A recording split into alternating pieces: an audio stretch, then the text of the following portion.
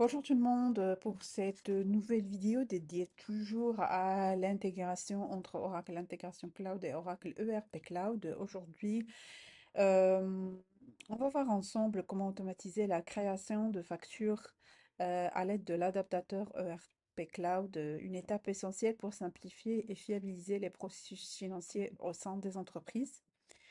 Donc, dans ce workshop-là, on va construire un flux d'intégration va recevoir une facture en format JSON avec toutes ces lignes et ce flux va enchaîner plusieurs validations clés auxquelles on va vérifier que la business unit existe dans Oracle ERP Cloud, confirmer que le fournisseur est enregistré et à la fin contrôler la validité du supplier site. Donc, pour ce faire ainsi, et surtout également, ça sera plus en mode action auquel on va également valider des source requests, on va créer des branches conditionnelles pour la création des nouvelles factures et on va également tester en utilisant Oracle Intégration Tester notre intégration. On aura plus affaire à un invoke, un appel de l'interface en mode REST. Donc on commence. Donc pour ce fait-là, j'ouvre rapidement mon projet comme d'hab.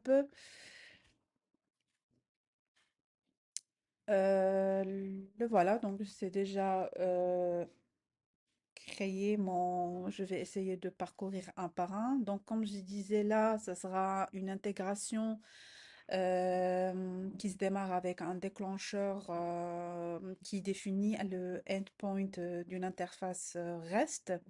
Comme vous voyez, le slash create invoice en mode post et dans lequel j'ai déjà rajouté un exemple de JSON file associé. Donc, si on passe sur le summary sur celle-là, donc du coup, la request en mode JSON et la réponse également. Par la suite, on fait appel à l'ERP adapter de manière à ce qu'on a sélectionné en mode invoke avec un rôle invoke. Donc, du coup, j'ai sélectionné query, create, update or delete information, sachant qu'on a les deux autres options si vous voulez faire de l'importation d'un bulk data dans Oracle ERP Cloud ou envoyer des fichiers à ERP Cloud. Donc moi, c'était la première option. Donc, comme vous voyez ici, vous avez toujours les trois options, soit en mode service, business object ou les business REST ressources. Donc, comme vous voyez, c'est ainsi. Vu ce qui est ce de ERP Cloud, c'est le SCM REST App. Sinon, il y en a le CRM ou le HCM comme d'autres services d'application. Et là, comme vous voyez, donc j'ai sélectionné le business ressources dédié à Invoice. Et ici, comme vous voyez, il y a soit Get All, soit Get. Donc moi, j'ai demandé de faire sélectionner tous les business ressources et d'avoir comme enfant ressources Get All. Donc d'avoir tous les enfants en tant que ressources associées aux parents. Donc là, si on revient sur le mapping qu'on a fait au niveau du Validate Business Init, le seul mapping qu'on a fait, c'est ce champ-là, qui est le champ Business Init provenant du Create Invoice vers la cible qui est le query, qui n'est autre que le paramètre de requête attendu par l'opération Validate Business Request, Business Unit Request. Et donc, du coup, qu'est-ce qui se passe? En fait, le service Validate Business Unit, il attend une valeur sous la forme d'une chaîne de requêtes. Et donc, pour cela, on va utiliser la fonction concat qui va assembler la chaîne de la manière suivante. Donc, du coup, on aura un business unit name égal à business unit. Bien entendu, si vous n'avez pas cette vue, vous pouvez cliquer ici. Sinon, vous cliquez sur ce... Pardon. Euh, Ça m'échappe un petit peu le bouton. Donc, comme vous voyez ici, et là, vous cliquez pour avoir plusieurs types de fonctions. Comme vous voyez ici, on a clairement plusieurs booléens, chaînes et j'en passe. Donc, qu'est-ce qui nous permet ça? Ça, c'est pour valider votre expression en mode développeur. Donc, on l'a bien ici. Et qu'est-ce qui se passe? C'est que cet étape-là nous permet de transmettre correctement le nom de l'unité organisationnelle, qui est le business unit, dans l'URL de la requête. Donc voilà ce qu'on concerne le mapping de données du Validate Business Unit. Donc l'étape suivante, déjà je retourne au niveau du designer. Alors la prochaine étape, c'est plus le fait de vérifier en fait l'existence de la business unit, d'unité organisationnelle. Et pour ce faire, on a ajouté une activité switch juste après l'action de l'appel via le ERP Cloud Adapter pour nommer le Validate Business Unit. Donc, comme vous voyez ici, ça c'est le switch activity. Donc, qu'est-ce qu'elle fait cette activité? Elle permet de contrôler si l'unité, tout simplement, si je me fais comme ça. Alors, il vérifie si l'unité organisationnelle, la business unit transmise existe réellement dans le système cible. Et pour ce faire, on a créé deux chemins. Donc, j'ai créé deux chemins. La première chemin, si la business unit elle est valide, et l'autre, override, sinon, si elle n'est pas valide, qu'est-ce qu'on va faire? Donc, commençons déjà par la première. Donc, la première condition, je vais vous montrer à quoi ressemblait. Donc, comme vous voyez, euh, la validité du business unit est déterminée à partir de la réponse du service validate. Vous voyez ici, si je vous montre un petit peu, j'ai de la réponse du service validate business unit avant, juste avant. Donc, de manière à ce que cette expression-là, quand vous voyez, elle vérifie que la requête a retourné au moins un résultat, ce qui signifie que la business unit existe. Donc, autrement dit, la condition elle est vérifiée pour cette branche-là si le nombre d'éléments retournés est supérieur à 0. Et le nombre d'intégrations continue normalement vers les étapes suivantes, qui sera par la suite, comme vous voyez ici.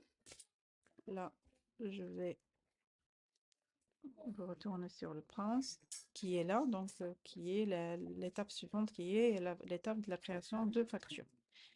Pour le otherwise, le otherwise, c'est-à-dire la condition n'est pas satisfaite et de ce cas-là, on va renvoyer une réponse de faute, un return fault, indiquant que la business unit est invalide ou inexistante.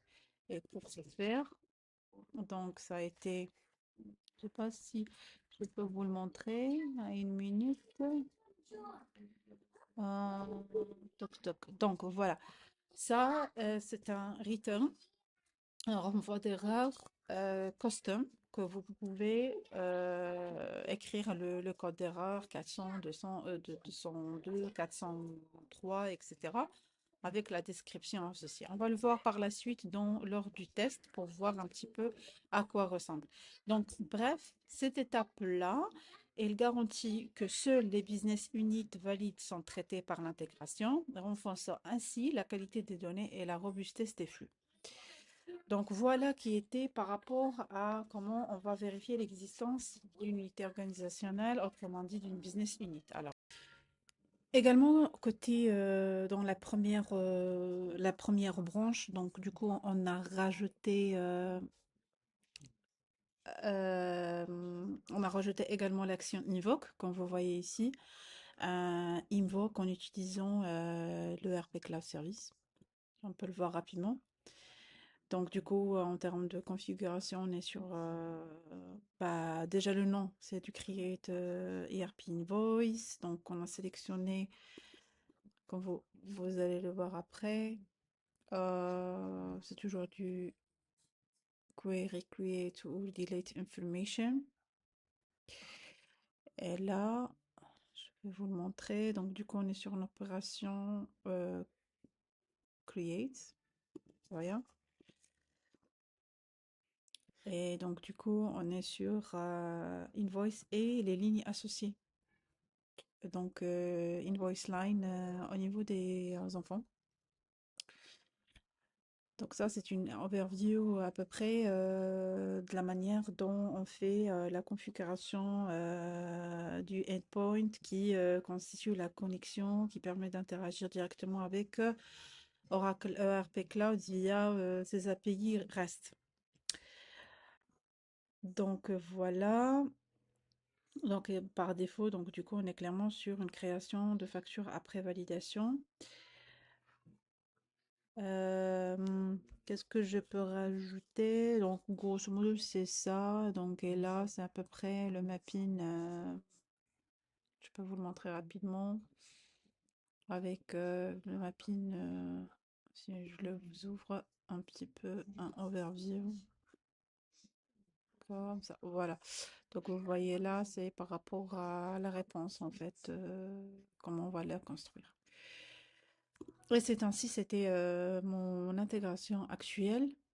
Donc ici, on enregistre.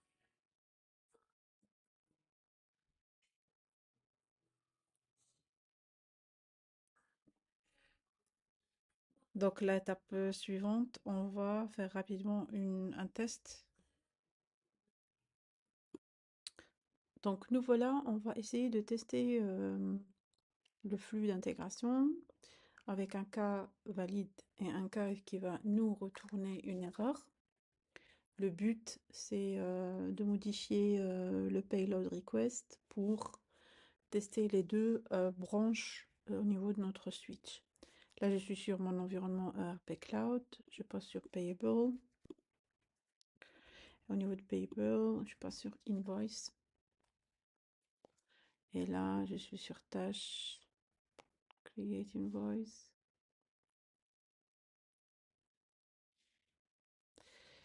Au niveau du fournisseur, je vais sélectionner le ABS Consulting.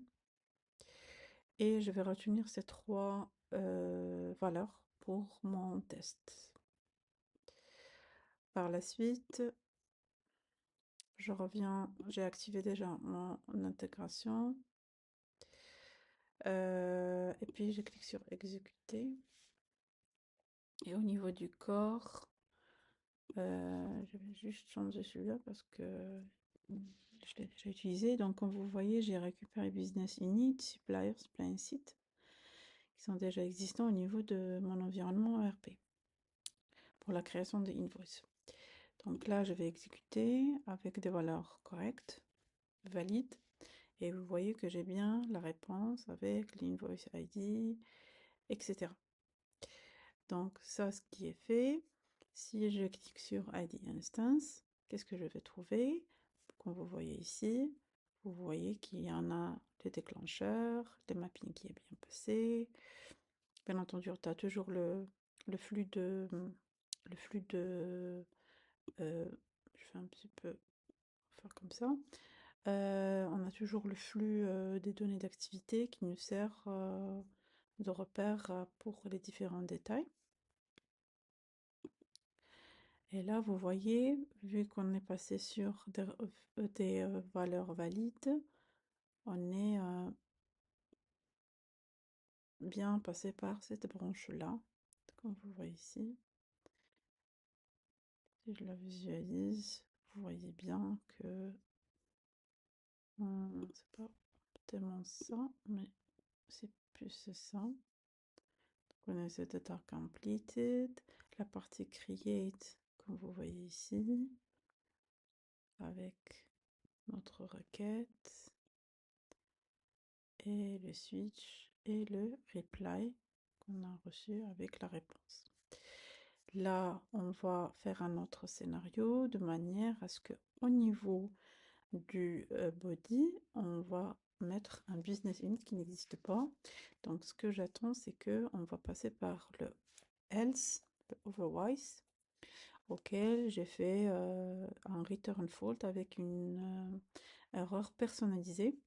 Donc vous avez les cassons et une description en termes de détails que j'ai rajouté. Alors si je passe voir au niveau de l'exécution du flux, vous voyez bien, voilà, là, je vais un petit peu bouger comme ça. Vous voyez bien qu'il est passé sur la deuxième branche, sinon, et il n'a pas pu arriver au retour de la réponse. Donc du coup, il nous a bien envoyé notre, notre erreur personnalisée en mode custom avec le détail qu'on a configuré au niveau de cette activité-là. Donc voilà, grosso modo, le sujet de aujourd'hui, c'était clairement pendant ce scénario-là, c'est plus le but, c'est clairement de tester, créer, déjà valider l'étape de validation de la business unit et après la recherche du supplier site et dans le but de également qu'on teste ce type de ce fonctionnement de branchement et le custom error qu'on peut mettre à disposition. Je vous invite à vous inscrire sur votre chaîne YouTube, Oracle Developer Unita France, et sur notre playlist. Je vous donne rendez-vous à la prochaine.